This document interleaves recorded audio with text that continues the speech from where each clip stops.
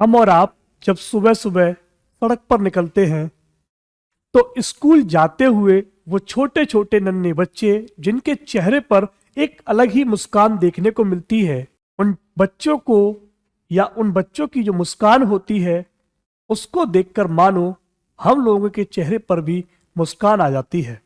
कभी कभी उन बच्चों को टाटा और बाय बाय करते हुए देखना बड़ा सुखद ही महसूस होता है, क्योंकि कभी कभी वो बच्चे अजनबी व्यक्ति को भी टाटा और बाय बाय कर रहे होते हैं। ये वाकया मेरे साथ भी कई बार हुआ है कि बस में बैठे हुए बच्चे टाटा और बाय बाय करते हुए, हाथ हिलाते हुए या इस तरीके से चिंगाते हुए निकल जाते हैं। साथियों, आज की जो मैं सच्ची घटना आपको सुना रहा हूं, शायद वही चीज वो अपनी माँ बाप के साथ कर कर निकली होगी। माँ को बोल कर गई होगी कि शाम को राजमा चावल खाएंगे क्योंकि बच्चे आजकल के डिमांडिंग हो गए हैं, कुछ अच्छा बना देना।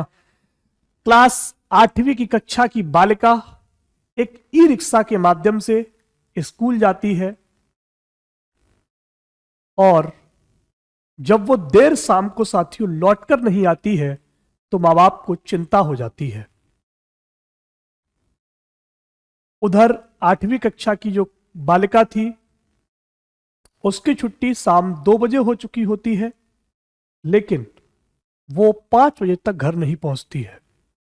तो माँ को चिंता होती है, वो पापा को बताती है, पापा को चिंता होती है, वो स्कूल में पता करते हैं। स्कूल में जाकर के देखते हैं कि स्कूल में छुट्टी हो चुकी है, कोई नहीं है। फिर बच्ची गई तो गई कहाँ? ये चिंता का सबब माँ बाप के चेहरे पर साफ नजर आ रहा होगा। वो परेशान होंगे कि उनकी बच्ची आखिर गई तो गई कहाँ। 22 दिसंबर 2023 की वो शाम शायद उन्हें नागवार गुजरी होगी। वो दौड़े दौड़े साथियों पुलिस थाने में जाते हैं। वहां पर जाकर के पुलिस थाना साथियों जहानाबाद लगता है, फतेहपुर जिले में। उस जहानाबाद में साथियों जाकर के वो अपनी बेटी का हुलिया बताते हैं और बताते हैं कि अब तक वो घर नहीं आई है।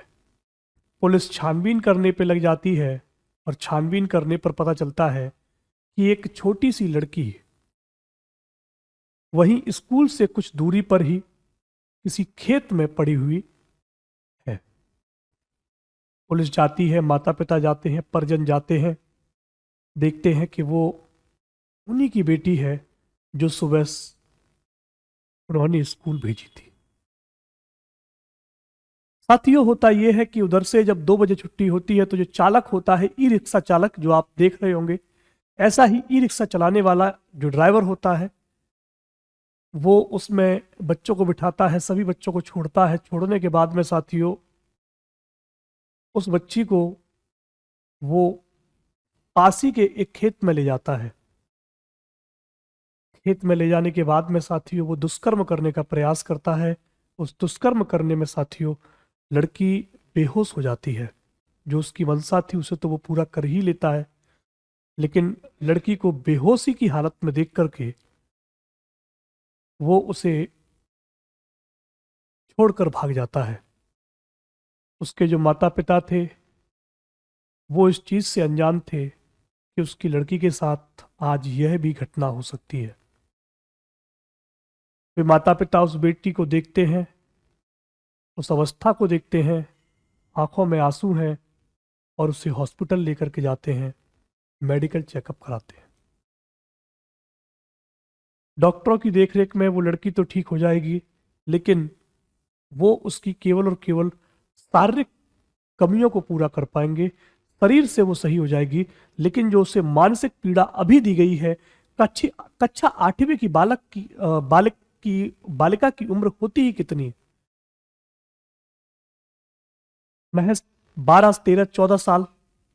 और उस उम्र के दौरान ये सब कुकृत्य कर देना बड़ा ही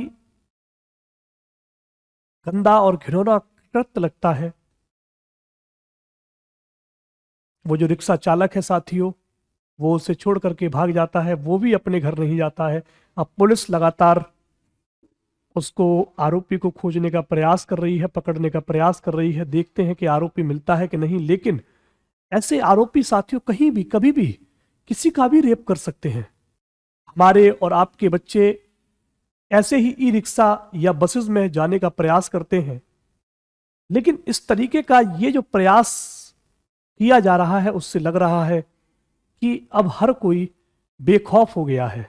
ये जो वीडियो मैं आपको दिखा रहा हूं, ये वीडियो भी आप देखिएगा, ये भी एक बच्चों का ही है जो स्कूल से जाते और आते हैं। लेकिन इनके स्कूल और ड्राइवर के द्वारा शायद ये संयोग बनाया गया है कि इनको हनुमान चालीसा सुनाने का प्रयास किया जा रहा है। साथियों, ये भी एक अच्छी पहल है। इस पहल में हमें और आपको भी आगे आना चाहिए और इस प्रकार के जो काम है उसको बढ़ावा देना चाहिए, जिससे कि व्यक्ति की सोच, उसका मन हमेशा बदला बदला हुआ रहेगा और वो इस तरीके की चीजों के बारे में विचार नहीं करेगा। लगता है कि ऐसे रेपिस्टों को अब जनता के द्वारा ही सजा देने का समय आ चुका है। जनता ही इनका न्याय करे तो शायद ये जो रेपों की बढ़ती हुई संख्या है वो कम हो सकेगी। छोटी छोटी बच्चियों के साथ साथियों रेप का होना ये अपने आप में बड़ा ही दुखद है, अपने आप में बड़ा ही शर्मनाक है। जहां हम कहते हैं कि हम माओ का सम्मान करते हैं, हम बहनों का सम्मान करते हैं, उस देश में रहने वाले ऐसे रेपिस्टों को, बलात्कारियों को जितना जल्द से जल्द हो सके उन्हें सजा मिलनी चाहिए और सजा के जो नियम है, कायदे हैं, कानून हैं, वो भी बड़े सख्त होने चाहिए। ऐसे बलात्कारियों को किसी भी प्रकार की सुविधा नहीं देनी चाहिए। अभी हाल ही में आपने देखा था कि भाजपा सांसद के द्वारा भी ऐसा ही कुकृत्य किया गया था और उन्हें साथियों कोर्ट के द्वारा जो सजा मिली है, मुझे लगता है वो कहीं ना कहीं तक सही है। ऐसे आरोपियों के साथ ये सजा का प्रावधान होना बहुत जरूरी है और जनता को भी ऐसे बलात्कारियों के साथ न्याय करने की अब मुझे लगता है कि जरूरत आ पड़ी है। देखते हैं साथियों कि इस आरोपी को पुलिस कब तक पकड़ पाती है और इस आरोपी के साथ क्या होता है। मिलते हैं आप सभी से एक नई वीडियो में। तब तक के लिए नमस्कार। जय हिंद, जय भारत।